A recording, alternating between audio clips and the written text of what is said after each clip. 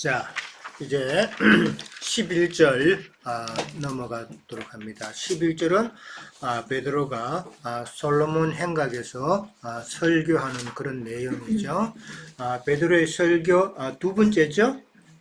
지난번에 2장에서 이제 첫 번째 증거가 있었고, 그 다음에 오늘 이제 3장 11절부터는 베드로의 두 번째 증거입니다. 베드로의 두 번째 증거인데, 여기 말은 이제 어디서 한다고요? 솔로몬 행각이라고 그랬어요. 솔로몬 성전에 대한 그 이해가 조금 있어야 되는 게, 성전이 있고, 그 다음에 예루살렘 성이 있어요. 그렇죠? 예루살렘 성 안에 이제 성전이 있어요. 그렇죠? 그 성전이 이제 그 예루살렘 성은 그 동쪽으로 기드론 골짜기가 있어요. 기드론 골짜기는 말 그대로 골짜기예요. 그러니까 그쪽으로는 누가 적이 침범할 수 없는 그런 요새 지역이죠. 그 기드론 골짜기가 있는 동쪽이 아까 우리가 나눴던 그 성전 미문이 있는 데예요. 동쪽이 그 미문이 있고, 그 성전 미문에서 이제 안으로 들어가면은 행각이 있는데, 바깥뜰이에요. 그러니까 행각이 있는데, 이제 쉽게 말하면 행각이라는 거는 기둥 세워놓고 그 위에 그냥 지붕 해놓은 거. 뭐 복도 개념하고 비슷해요.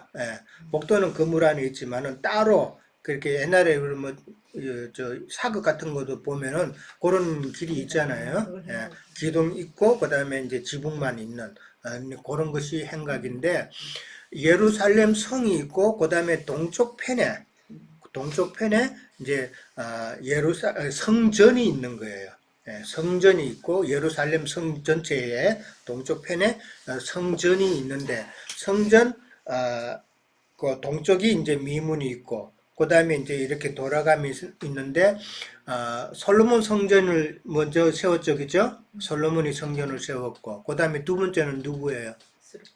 스룹바벨이 이제 그거는 이제 다 바벨론 포로 생활이 끝난 다음에 이스라엘로 돌아왔더니 예루살렘 성전이 다 무너졌잖아요. 그래서 다시 재건한, 다시 일으켜 세운 것이 이제 스룹바벨 성전이고, 그 다음에 이제 세 번째가 뭐냐면은 헤롯이 예루살렘 그 성전을 이제 다시 보수하고 전축했다라고 이해를 하면 돼요. 그러니까 헤롯이 그 유대인들의 그 환심을 사기 위해서 한 거예요. 이거는 하나님을 사랑해서가 아니라 유대인의 그 환심을 사기 위해서. 유대인들은 어디까지나 성전을 아주 중하게 여기니까 그 유대인의 환심을 사기려면은 성전을 건축해야 되는구나라는 것을 알았다라는 것이죠. 그래서 성전을 갖다가 이제 보수하고 정축하고 그렇게 했는데, 시작한 연도는 BC 한 20년경에 착공을 했어요. 20년경에 착공을 하고, 그 다음에 46년이라는 시간이 걸렸어요. 그리고 난 다음에 성전 외벽까지, 그 예루살렘 성 외벽까지 다 건축하는 것은 더 많은 시간이 걸려가지고 AD 63년경에 예루살렘 성벽까지 다 이제 완공이 된 거예요. 근데 70년에 무너지죠. 예루살렘 성이 공격당하잖아요. 그죠? 공격당할 때에 성전도 다 무너지죠. 근데 그 성전을 완전히 다 무너뜨린 게 아니고, 역사적으로 남게 하기 위해서 그 성전의 서쪽 벽만 딱 남겨놨단 말이에요. 서쪽 벽만. 그게 오늘날 통곡의 벽이에요. 그게 네.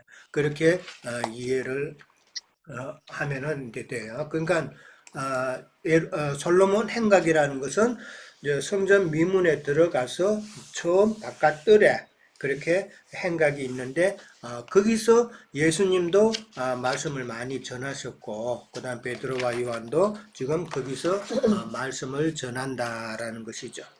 자, 그렇게 이해를 하고, 그 다음에 이제 12절에 가면은 베드로가 이것을 보고 이제 많은 사람이 모였죠. 모여가지고 베드로가 보고 백성들에게 말하되 이스라엘 사람들아 이 일을 왜 놀랍게 여기느냐 우리 개인의 권능과 경건으로 이 사람을 걷게 한 것처럼 왜 우리를 주목하느냐라고 어떻게 보면 책망을 하죠. 책망을 하는데 근데 기적이라는 것이 일어나면은 우리도 사람의 관점에서 보면은 다 놀랄 수밖에 없죠. 놀랄 수밖에 없고 관심의 대상인데 이 유대인들은 그 나은 것에 대한 기적에 대한 그 관심만 가지고 있단 말이에요. 그런데 지금 베드로가 이 말을 한 것은 기적에 관심을 둘 것이 아니라 그렇게 낫게 하신 그 예수님에 대한 사실, 예수님은 어떤 분이다라는 것을 지금 증거하기를 베드로는 원했다라는 것이잖아요. 근데 참 이것도 보면 우리가 세상 그 예배당 생활을 우리가 자꾸 이야기 안 할 수가 없는데 보면은 뭔가 자꾸 기적을 원하잖아요. 그죠? 예를 들어서 가난하게 살던 사람이 새벽기도 열심히 다녔더니만 갑자기 뭐가 잘 됐다. 이거 바라잖아요. 이게 지금 유대인들이 기적을 바라보고 거기에 포커스를 두고 거기에 관심을 두는 것하고 똑같은 이치다. 이게 하나님은 우리에게 그런 신앙, 그런 관점을 가지고 신앙생활 하지 말라는 것이잖아요. 그러니까 무엇을 봐야 돼요? 예수 그리스도, 그러니까 그 안전병이를 낫게 한 예수 그리스도를 바라보라는 것이잖아요. 거기에 참 관심을 둬야 되는데 믿는다고 하지만 사실 정말 관심 없어요. 정말 내 마음만 내 정성 들이고 내 마음이 중요한 거지 뭘 그렇게 말씀을 알아야 되고 또 진리를 알아야 되느냐 이런 소리 할 때마다 참 답답죠. 그러면 그 사람한테는 더 이상 말할 수가 없어요. 뭐 돼지한테 진주 던져주는 거나 마찬가지인데 괜히 말씀만 그냥 이렇고 저렇고 그냥 엉뚱하게 해석하고 그러면 말씀만 더럽혀지는데 줄 수가 없죠. 자, 4번 문제 나왔죠? 자, 베드로는 솔로몬 행각에서 예수님에 대해서 이제 증거할 때에 유대인들이 행한 일들은 너희들은 예수님에 대해서 이렇게 했다. 그러나 또 하나님은 이렇게 했다라는 게 나오죠? 자, 유대인이 한 일은 무엇인가요? 유대인이 했던 일은 무엇이었어요? 첫째는? 길이다 놓은 거. 예, 너희가 13절에 나오죠? 아, 그를 넘겨줬다라고 그러죠. 넘겨줬다라고 나와요. 그 다음에 또 두 번째는 뭐예요? 두 번째는 빌라도의 제안을 거부했죠. 빌라도의 제안을 거부했잖아요. 자, 이 빌라도가 우리가 이게 성경을 보면은 그 빌라도가 예수님을 신문하는 그 과정이 나오잖아요. 그 과정에서 보면은 빌라도가 엄청 고민하고 참 노력한 그런 모습을 우리는 보게 되죠. 얼마나 참 예수를 풀어주려고 했어요. 그 빌라도는 놓아주기를 결의하고 딱 이렇게 물었는데, 근데 유대인들은 거부했잖아요. 근데 오늘날 우리가 옛날에 외웠던 그 사도신경에 보면 뭐라고 돼 있어요? 빌라도에게 고난을 받으사 십자가에 못 박혀 죽으시고 빌라도가 예수를 십자가에 못 박혀 죽인 범인으로 그렇게 했는데 덮이 씌우죠 완전히. 참 그런 것도 우리가 생각을 해봐야 된다. 빌라도가 완전히 다 했는 것처럼 누명을 씌우는데 과연 그렇게만 볼 수 있을 것인가. 빌라도가 손을 씻었다는 그 내용도 나오잖아요. 그러니까 나와는 상관이 없다라고 그랬는데 빌라도는 자기 부인이 꿈에도 꿨잖아요. 그죠? 꿈꿔가지고 저 사람에게 손대지 말라고 했기 때문에 그건 두려워하고 그렇죠. 두려워하고 참 놓아주기를 원했지만은 유대인들이 참 계속 물고 늘어졌죠. 자, 그 다음에 또 뭐를 유대인들이 했어요?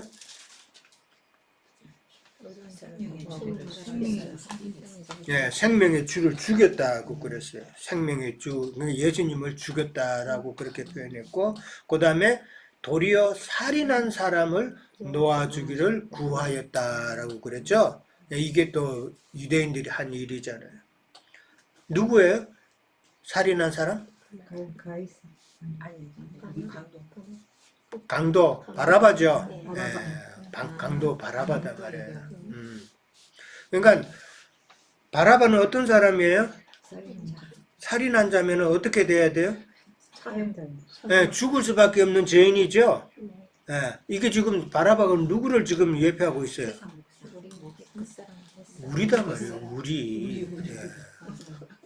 우리잖아요. 죽을 수밖에 없는 죄인이잖아요. 근데 지금 바라바 대신에 누가 십자가 져요? 예수님이 십자가 지잖아요. 그래서 우리는 이걸 갖다가 대속이라 그런단 말이에요. 대속. 대속이라는 건 뭐예요? 바꿔치기 한다는 말이에요. A라는 사람이 이게 벌 받을 사람인데 B라는 사람이 대신 벌 받는다는 것이죠. 옛날에 요즘은 그런 게 안 되지만은 옛날에는 돈 많은 사람이 어떤 죄를 지었어. 그러면은 돈을 주고 다른 자기 밑에 종이나 다른 사람한테 야, 내 돈 얼마 줄게. 네가 대신 이거 곤장 맞아. 이게 있죠? 예. 요즘도 그래요. 요즘도 그래요? 요즘도 그렇겠죠. 악한 세상이니까. 이게 대속이다라는 것이죠.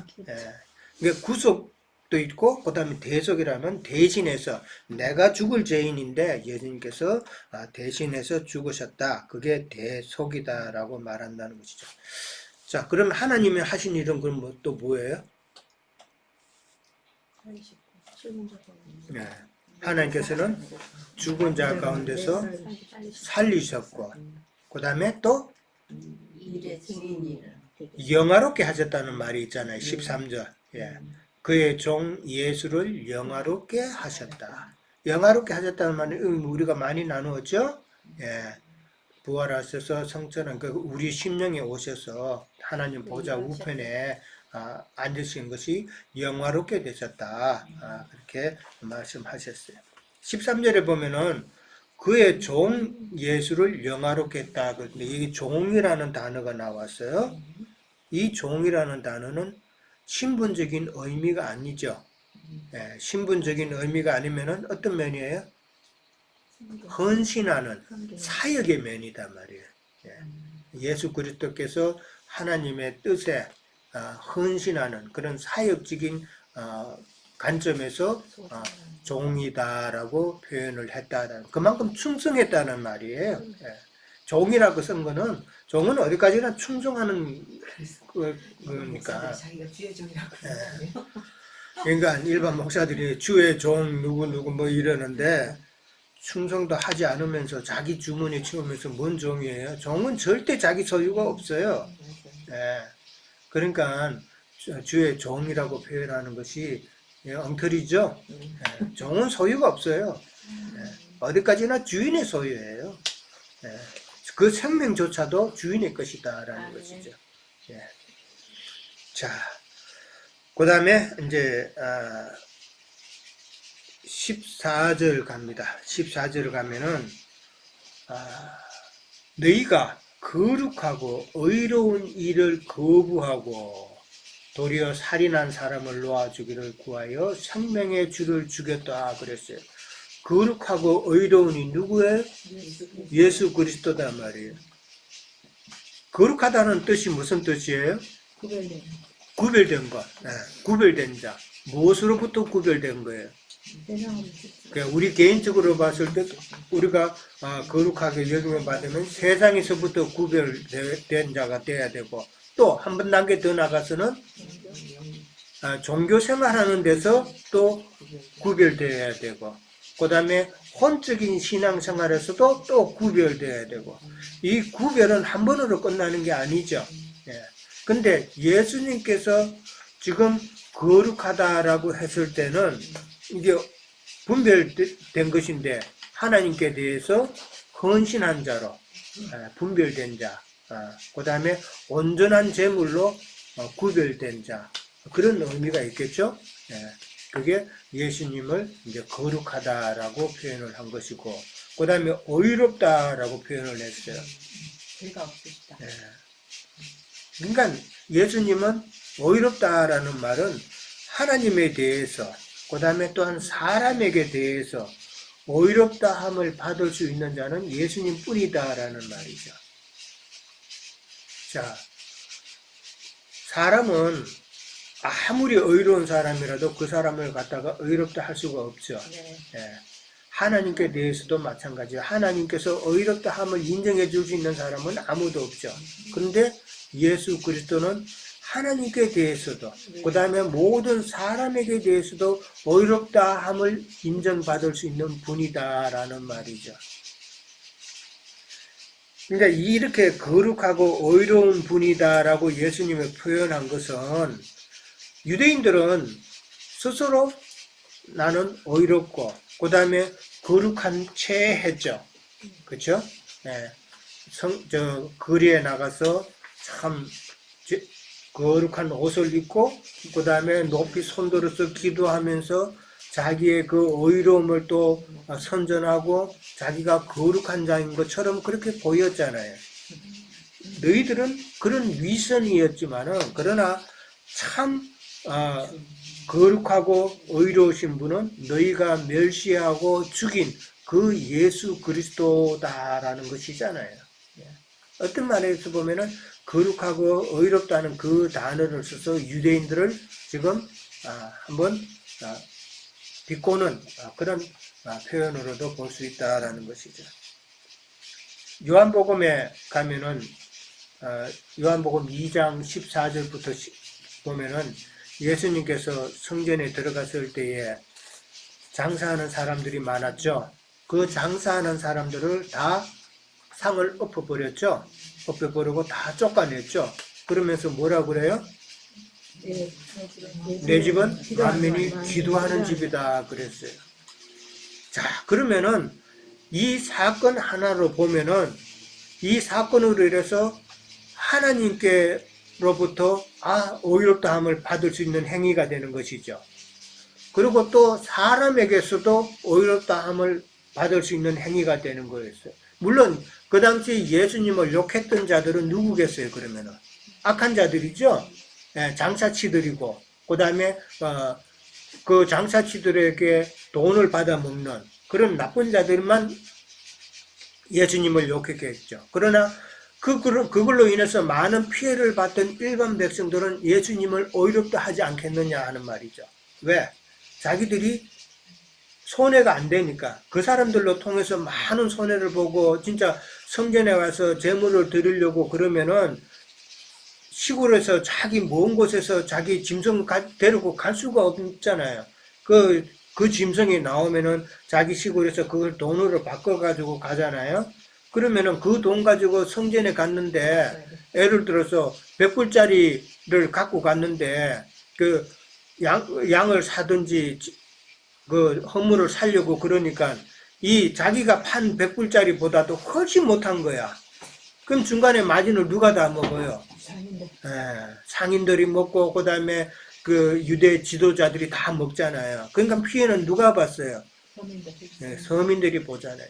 그러니까 그걸 다 엎으니까 깨부수니까 서민들은 예수님을 의롭다 한다라는 말이죠. 만약에 예수님이 그거를 보고도 뭐 전 다 먹고 살려고 그러는데 그냥 눈 감았다면은 예수님이 의롭다 함을 받을 수 있어요? 없단 말이에요. 그거 하나님 입장에서 봐서도 저거 아닌데 할 거 아닌가 말이죠. 사람 입장에서 봐도 전혀 의로운 것이 아니다. 예수님의 의로움을 우리는 요한복음에서 그렇게 찾아볼 수가 있다라는 것이죠. 자, 거부했다라는 말이 나왔어요. 거룩하고 의로운 일을 거부했다. 왜 거부했어요? 일단은 유대인들이 예수 그리스도에 대해서 잘 알지 못했죠. 잘 알지 못했어요. 완전 힘들었잖아요. 예, 그렇죠. 다 한자들이고 다 소경들이고 그래서 예수님에 대해서 밝히 알지 못했다. 근데 그것으로 인해서 결국은 또 이익은 누가 봐요? 우리 이방인들이 본 거죠. 예.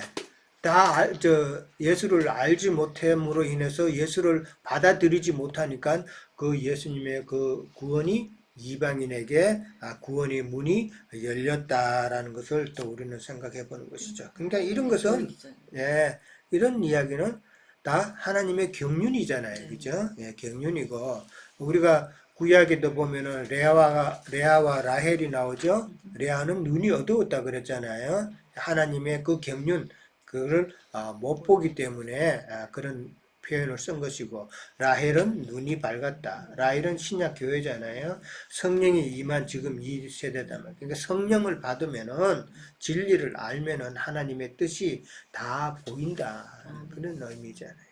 그러니까 하나님의 경륜을 설명하고 있다라고. 자, 그 다음에 생명의 주를 주겠도다 그래서 여기 생명의 주라고 그런 것은 이 주라는 말은 아르케고스라는 단어를 써서 이거는 창시자라는 말이에요. 예, 권원자, 권원자고 그 다음에 창시자다라는 그런 의미예요. 생명의 창시자 예수 그리스도, 생명의 권원이신 예수 그리스도다. 그 자들을 너희는 지금 주겠다라는 것이죠.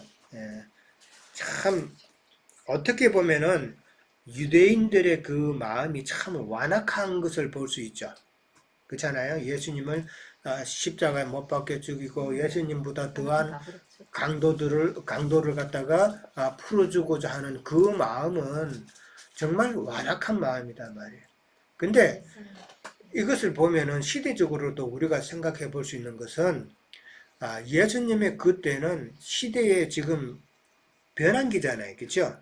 한 세대가 바뀌는 때단 말이에요. 네. 세대가 바뀌는 때에 사람은 참 완악하다라는 것을 우리는 한 번쯤 깨달아야 돼요. 그렇다면은 지금도 세대가 지금 바뀌는 때라고 우리는 느끼잖아요. 네. 그렇게 느끼면은 이 예수 믿는다고 하는 자들이 얼마나 완악할 수가 있느냐 하는 것을 우리는 또 한 짐작해 볼 수가 있겠죠. 그렇죠? 예. 그러니까 진리의 말씀을 전했을 때에 그들이 우리에게 얼마나 완악하게 대할 수 있는가도 우리는 미리 짐작을 해볼 수가 있다는 것이죠. 예. 뭐 진리의 말씀을 전할 때에 그 자들이 우리에게 대해서 저 사람 유집사 신앙생활 옛날에 세상교육에서 잘하고 안수집사도 받고 뭐 열심히 하더니만 이상한 데로 빠졌네, 정신 나갔네 이런 소리 안 하겠어요? 네.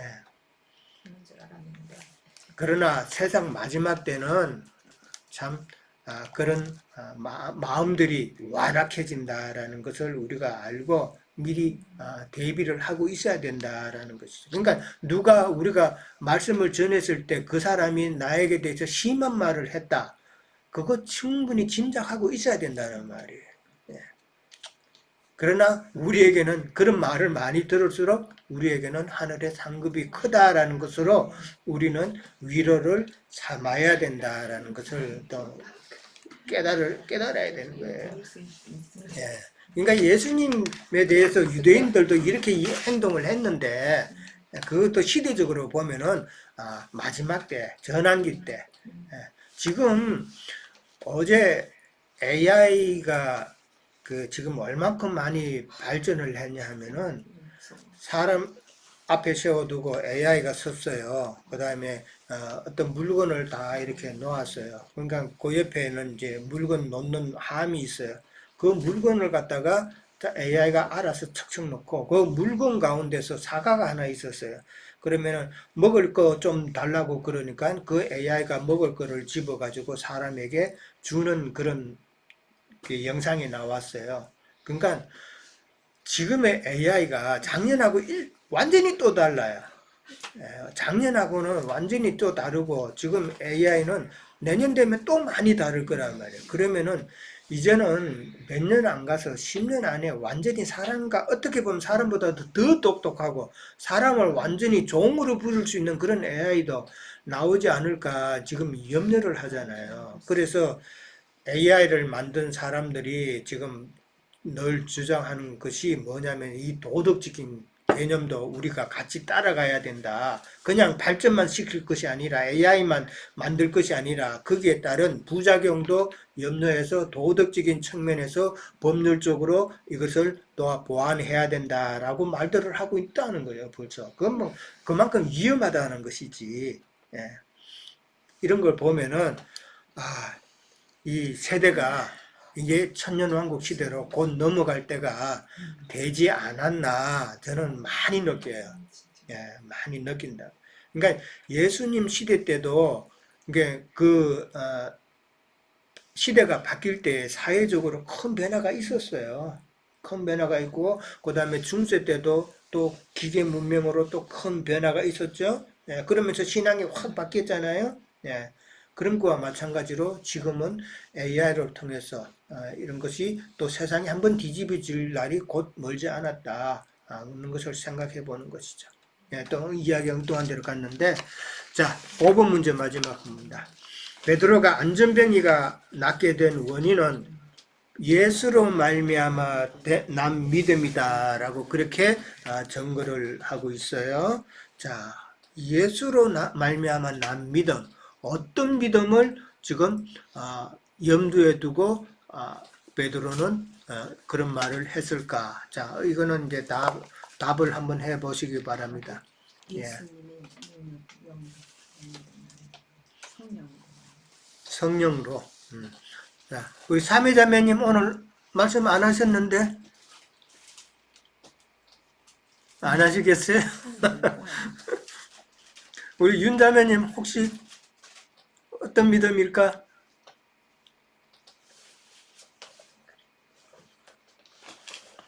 이 부분은 우리 못했어요. 우리 어려워요. 못하셨죠?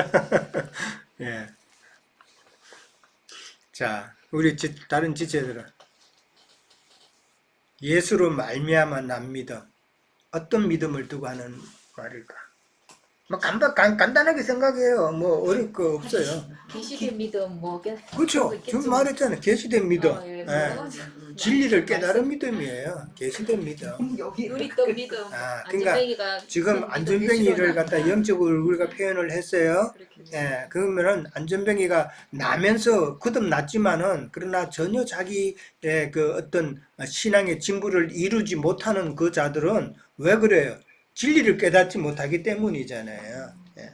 그러니까 진리를 깨달음으로써 난 그 믿음이 예수로 말미암아 난 믿음이다라고 그렇게 보면 되잖아요. 우리가 알고 있는데도 말을 그러니까 그런 것이 훈련이 돼야 된다는 것이죠. 알고는 있으면 이제는 훈련이 되어서 누구한테 가도 딱딱 나올 수 있는 그런 모습이 돼야죠.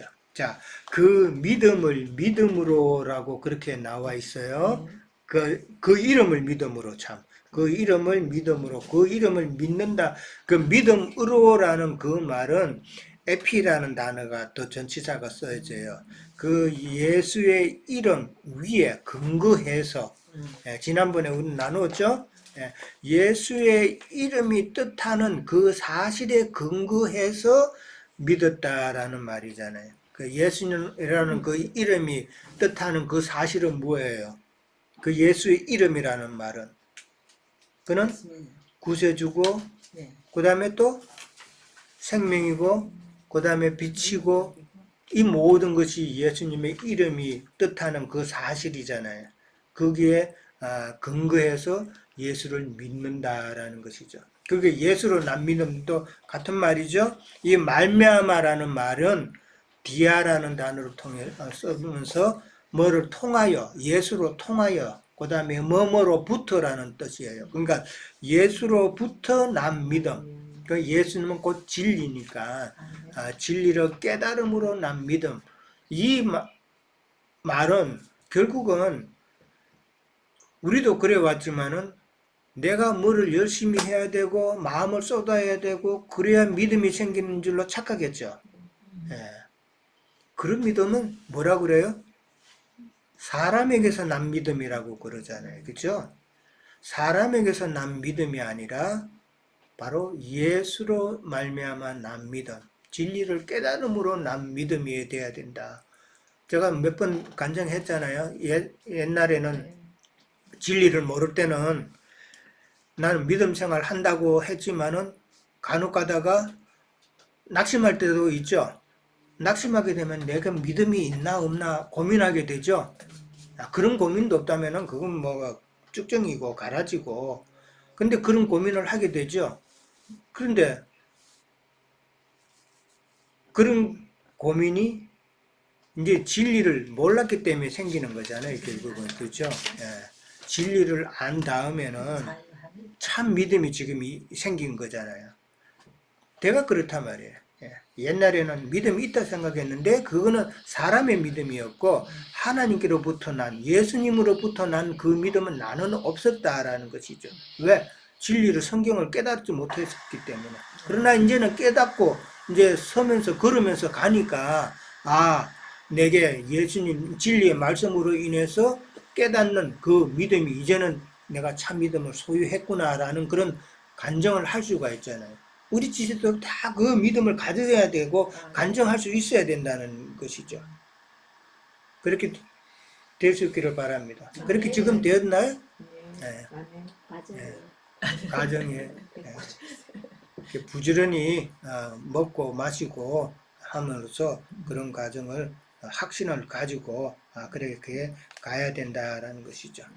그러니까 사람들은 어떻게 이 안전병이가 나았는가에 관심을 두지만은 베드로는 예수님을 소개하면서 지금 예수 그리스도를 믿어야 된다라는 것을 지금 강조하고 있는 거예요. 그 이후로도 계속 보면은 결국은 선지자의 그 예언을 통해서 그 예언을 이루기 위해서 지금 예수 그리스도께서 죽고 그 다음에 그 영으로 오셨다라는 것을 지금 강조를 하고 있다라는 것이죠. 자, 마지막 17절 18절 갑니다. 너희가 알지 못하여서 한 일이라 라고 그렇게 또 이야기를 했어요. 형제들아 너희가 알지 못하여 그리하였으며 너희 관리들도 그리한 줄 아노라. 그러나 하나님이 모든 선지자의 입을 통하여서 자기의 그리스도께서 고난받으실 일을 미리 알게 하신 것을 이와 같이 이루셨다라고 그랬어요. 자, 베드로의 표현이 조금 부드러워졌죠. 지금 유대인들을 통해 두고 너희가 알지 못해서 한 일이다라고 그렇게 이야기를 했어요. 그러나 선지자들을 통해서 미리 예언했던 그 예언이 지금은 다 이루어졌다라는 것인데 이 말은 예수 그리스도의 그 죽음과 그 영으로 오심 이것은 그냥 예수 그리스도의 죽으심은 그냥 어떤 우연한 역사적인 사건이 아니다라는 말이잖아요. 그러니까 선지자로부터 오래전부터 예언이 된 그런 내용이다라는 것을 지금 이야기하고 있다라는 거죠. 하나님께서 오래전에 창세전에 이미 결정하신 것이다라는 것이죠. 네. 그러니까 사도행전 2장 23절에도 보면은 그가 하나님께서 정하신 뜻과 미리 아신 대로 내준 바 되었거니라고 되어 있잖아요. 그죠? 하나님께서 정하신 뜻이라고 그랬어요. 정하신 뜻과 미리 아신 대로, 그러니까 선지자를 통해서 미리 알게 하신 대로 내준 바 되었다. 뭐를 내줘요? 어디를 내줘요? 십자가에 내줬다라는 말이잖아요. 그렇죠? 그러니까 예수님의 죽으심은 하나님께서 창세전에 다 결정이 되신 하나님의 경륜이다라는 것을 이야기하는 것이죠. 그러니까 이렇게 예언이 이루어지게 된 것은 또 한 몫을 한 자들이 유대인들의 그 무지다라는 것이죠. 하나님께서는 베드로의 그 무지를 또한 이용하셔서 하나님의 경륜에 따라서 복음이 모든 이방인들에게 전파되는 그런 계기를 만들었다라고 이제 보면 되는 것이죠. 자, 여기까지 일단 하도록 합니다. 감사합니다. 자, 다른 지체들 또 혹시 추가하시는 말씀이 있으신지. 예, 예, 준호 행제님. 예, 저 사실 그 3장 2절에 안진뱅이와 관계된 거를 조금 더 나누고 싶은데 예, 한 두 가지 정도가 되는데 이제 첫 번째는 잠깐 언급했었지만 이 안진뱅이 된 자를 사람들이 메고 와서 이제 미문 앞에 내려놓는 거잖아요. 구걸을 하라고. 근데 뭐 정말로 이 사람들이 착한 사람이어서 도와주려고 그런 걸 수도 있겠지만 왜 현실의 상황이랑 빗대서 생각을 해보면 현실에서도 이런 사람들을 오히려 악용하죠. 이렇게 앵벌이 시킨다고 하잖아요. 이 사람들에게도 아마 그런 면이 있었겠다 싶은 거예요. 구걸하는 자를 이용해서 자기들이 또 이익을 취하는 거죠. 근데 그게 사실 우리가 살면서 하는 종교 생활의 바로 그 모습 그거더라고요. 그러니까 사실 이렇게 막 축복을 많이 구하게 하고 이 땅에서 우리가 고생하지 않고 좀 편하게 잘 먹고 잘 살도록 하는 것을 자꾸 우리에게 가르치는 이유는 우리가 그렇게 돼야 그들에게 그만큼의 이익이 들어오기 때문에 그러는 거잖아요. 그렇죠. 예, 예, 그렇죠. 그래서 우리가 정말 그들에게 더 이상 이용당하지 않는 그들의 일을 위해서 구걸하는 그런 거렁뱅이가 되지 않는 그런 깨달음이 참 필요한데 예수님께서 하셨던 말씀이 좀 떠오르더라고요. 너희들이 아무리 악하다 해도 네 아들이 빵 달라고 하는데 뭐 돌 주고 생선 달라고 하는데 무슨 전갈 주고 뭐 이러겠느냐고. 어? 너희들이 악해도 아들에게 가장 좋은 걸 줄 줄 아는데 하물며 하나님께서 너에게 성령을 구하면 성령을 주지 않겠느냐고 이렇게 말씀을 하셨는데 실제로 이 세상에서 우리가 종교 생활을 하면서는 우리가 구하는데 무엇을 제대로 구하는지 모르는 것도 있지만 우리가 구할 때 자꾸 돌과 전갈과 이런 것들을 줘서 우리를 더 상하게 만든다는 생각이 들기도 해요. 그래서 진짜 우리가 구할 때 제대로 우리에게 성령을 주시는 하나님을 구해야 되고 만나야 되는데라는 그런 안타까운 마음이 들어서 잠깐 추가로 나눴습니다. 앵벌이라는 표현이 딱 적당하네요. 예, 그 세상 교회 목사들이 교인들 불러놓고 앵벌이 시키고, 예, 자살하려고. 예, 돈 그러네. 주고. 그거 헌금 많이 받고. 예. 예. 자, 또 다른 나누고 박사미자님 아무 말씀도 안 하셨는데 오늘은 박형제님 시켜. 제가 조금 할까요? 그럼 저기 나영재님이 말씀하셔야 되는데 시간 있어요? 예, 자매님 먼저 하시고 형제님 하시면 되니까. 네, 저는 여기서 아까 형제님 말씀하시는 것처럼 구약이 정결되고 신약으로 연결하는 말씀이잖아, 새 창조로. 그래서 이때 당시에는 남은 유대인들이 구원을 받을 때잖아요. 그래서 여기서는 안진뱅이라는 것은 유대인들은 참 그리스도를 모르고 메시아가 와서 구원해 주실 것을 기다리고 있었던 것이잖아요. 그래서 말씀을 구별하고 있었다 하는데 죄를 속량해 주는 그 속전을 대신해서 내 죄를 사해 줄 수 있는 그런 인도자를 만나야 우리가 주님 앞에 인도를 받을 수가 있는 것인데 그때 이제 주님께서는 베드로와 요한을 보내셔서 그 죄를 속량하셔갖고 하나님께로 인도를 받는 그 과정이 아닌가 그렇게 생각이 좀 들었습니다. 네, 베드로와 요한을 만난 안전뱅이가 참 복이죠. 네, 아멘. 오늘날도 마찬가지로 우리가 나영기님을 통해서 말씀을 이렇게 소개받고 이렇게 신앙했다는 게 어떻게 보면 나영기님이 베드로 역할을 하신 거예요. 아멘. 자, 나영기님 말씀하셔야 되겠네요. 마무리하시기 바랍니다. 더 다시겠어요. 제자 아니, 웬 칭찬이 이렇게 갑작스러워. 여기 주님 앞에서 변질될까 무서운데. 칭찬받으면 사람이라는 게 얼마나 약한지 이상해지는 거거든. 형제님 연세가 몇인데요? 이제는 하나도 못해요. 사람 사람 변질되는 건 삽시간인 거니까 참 사람같이 약하고 믿을 수 없는 게 저기 뭐 이제 이것은 음, 하나 여담이고 우리 유영재님께서 우리 지들한테 말씀을 증거로 하면서 그 헬라어 전치사가 약 3개 정도 있다니 이렇게 얘기해가지고 그것은 잘못 전달되면 안 되겠다 싶어서 지적을 내가 꼭 해야 되겠다 싶고요. 전치사는 내가 아는 것 말고 한 10개가 넘어요. 그래가지고 그 영문에도 전치사가 굉장히 많잖아요. 뭐 응? 안에, 위에, 곁에, 뭐 몸으로부터 뭐 등등 이게 수도 없이 많죠. 예. 그런 것처럼 저 헬라어 전치사는 3개가 아니까 오해하시면 안 됩니다. 3개만 있는 게 아니고 내가 아는 것 말고 한 10개가 넘어요. 뭐 뭐뭐 안에, 에크라고 하는 몸으로부터, 그다음에 몸무와 함께, 그다음에 에이스 뭐뭐 속으로, 그다음 아나라고 하는 것은 어몽이라고 이제 영문에 이렇게 보면 뭐뭐 가운데, 뭐뭐 중에, 예? 카타 이건 뭐뭐 아래, 이제 영문은 언더 이제 이렇게 되죠. 뭐 대충 내가 아는 것만 해도 벌써 한 11개 되잖아요. 근데 더 많아요. 그러니까 3개만 있는 것은 아니니까 이거 오해하시면 안 되고요. 오늘 이제 나눈 말씀인데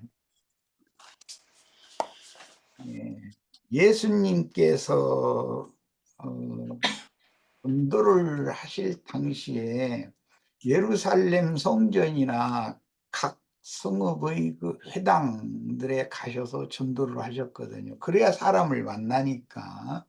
근데 그 회당에 모이거나 예루살렘 성전에 모이는 사람들은 자신들은 이미 구원을 받은 사람이라고 자부하고 있었어요.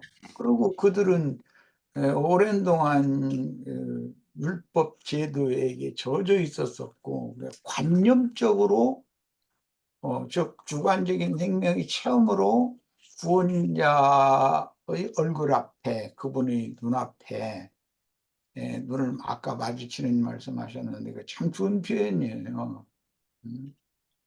뭐 영문에서 뭐라고 그러나 Look at me 그러죠. 자기들 혼낼 때 그렇게 말하죠.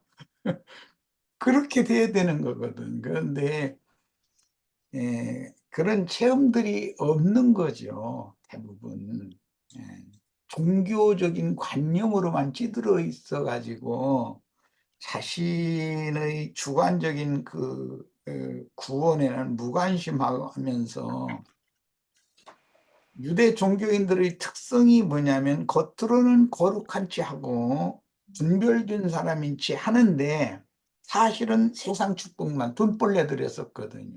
유대인들 같이 돈에 환장한 사람들이 없어요.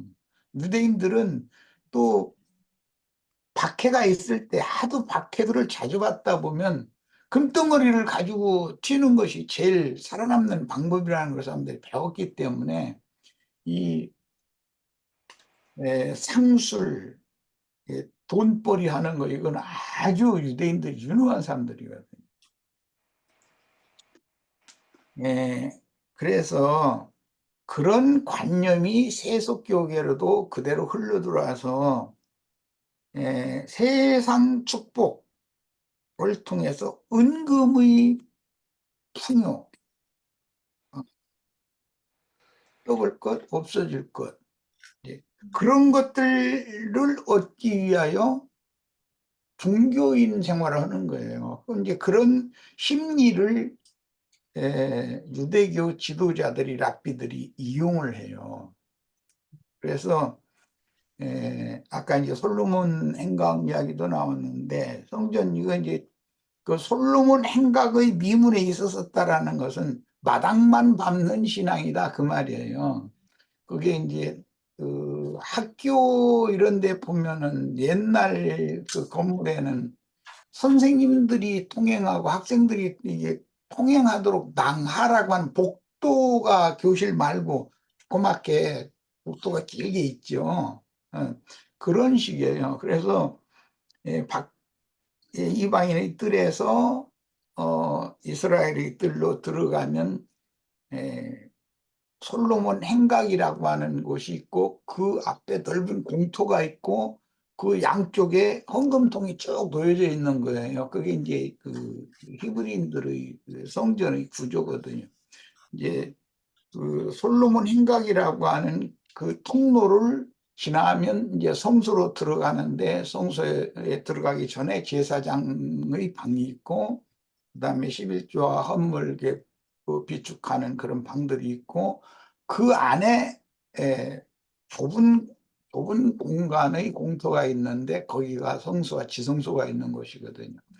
그러니까 솔로몬 행각의 백성들이 안식일이나 절기 때 거기에서 모여서 제사장의 방에서 당직 제사장님이 그 솔로몬 행각으로 나오는 거예요. 제사장들은 안에서 살고 있으니까 나와서 당직 제사장이 그 안식일이나 그 절기 중의 어느 날 지정된 제사장들이 있기 때문에 그 사람들이 책임지고 그날 설교를 책임지는 거예요. 이제 성경을 강론을 하는 거죠. 그런데 반드시 성경을 읽어주는 사람이 뒤따라다녀요. 이제 그 랍비가 무슨 책, 어디를 펴자 이렇게 하면은 그 책을 읽어주는 사람은 전문적으로 그러니까 그냥 금방 찾아서 다 듣도록 읽어주고 이제 이런 방식으로 하거든요. 그리고 읽어준 성경을 해석을 해주는 거예요. 그 해석이 오늘날 말하자면 이제 설교 형식으로 이렇게 이어진 거예요, 이게.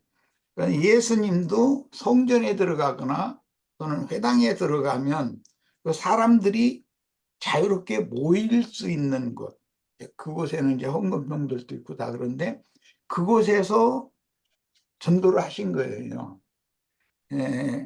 이제 중요한 것은 그곳이 마당에 해당하는 거다. 성막법에서는 성소에 해당하는 곳이 아니다.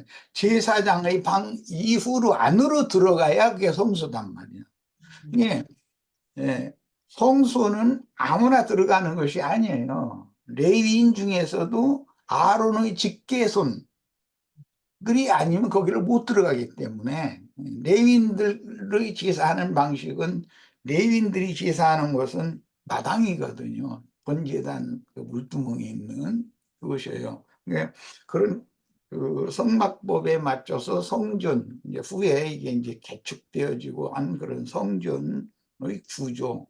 예수님이 성전에 들어가셨을 때 그것은 아까 형제님이 설명하신 것처럼 헤롯 성전이었어요. 아직 완공되기 전이에요. 그리고 또 성전을 둘러싼 그 담 밖에는 로마 총독의 관저가 있어요. 그게 프라이도리온이라고 그러죠. 그 라틴어로. 우리 번역에 그 브라이도리온이라고 이게 읽어보셨죠? 총독 관저가를 브라이도리온이라고 그러잖아요.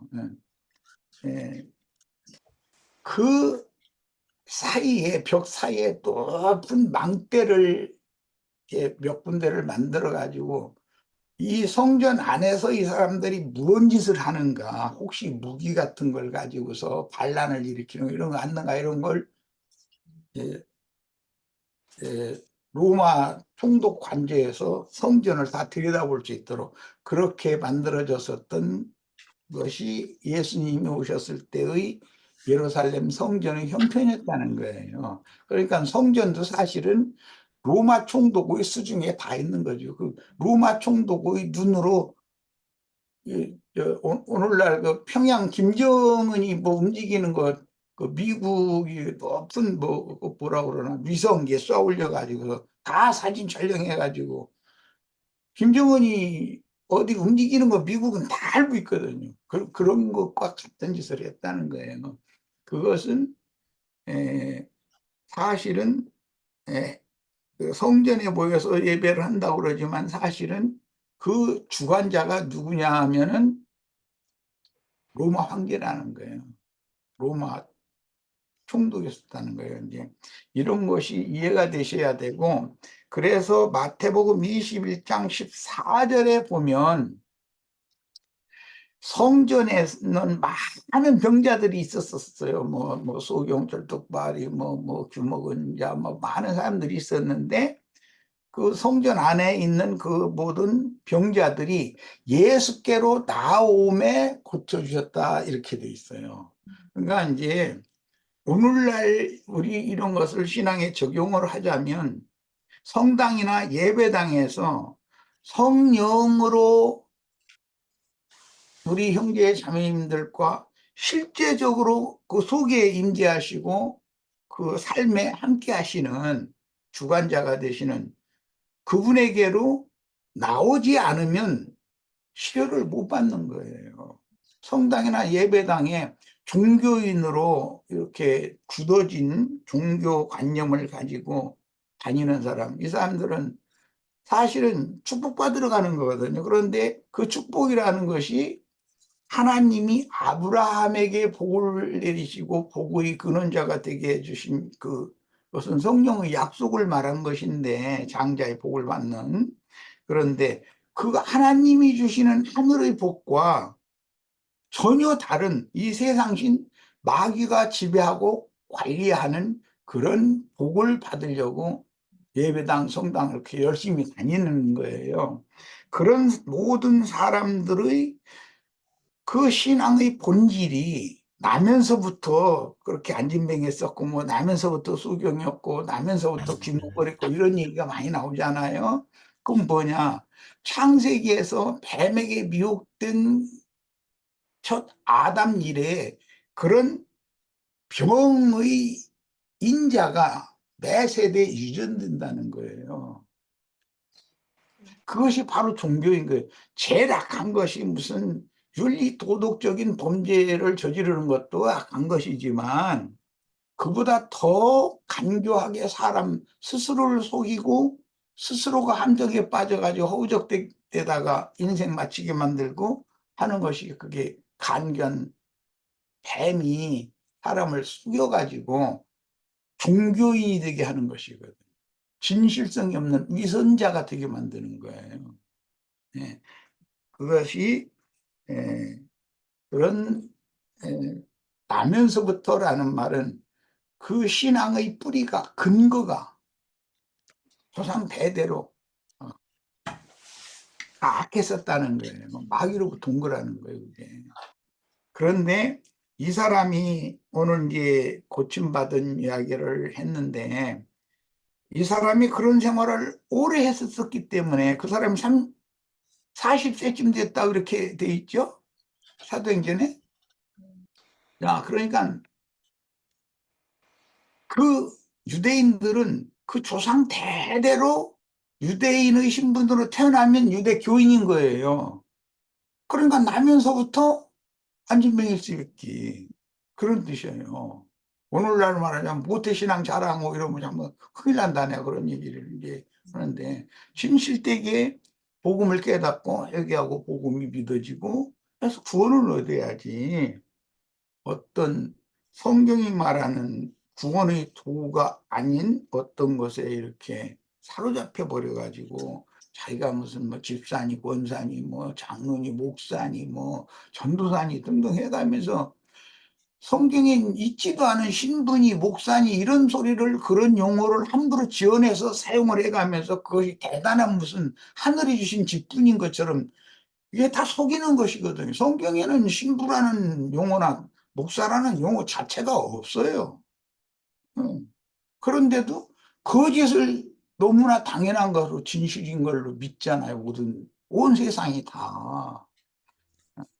그런 거 어떤 용어 하나 사용하는 것만 봐도 그들이 스스로의 함정에 빠져서 스스로를 속이고 있는 거다. 자기를. 남만 속이는 것이 문제가 아니에요. 자기 스스로 속이면 자기가 지옥에 떨어질 것은, 그런 생활을 일생을 하다가 그대로 죽으면 그 사람이 뻔하잖아. 어디로 가겠어요?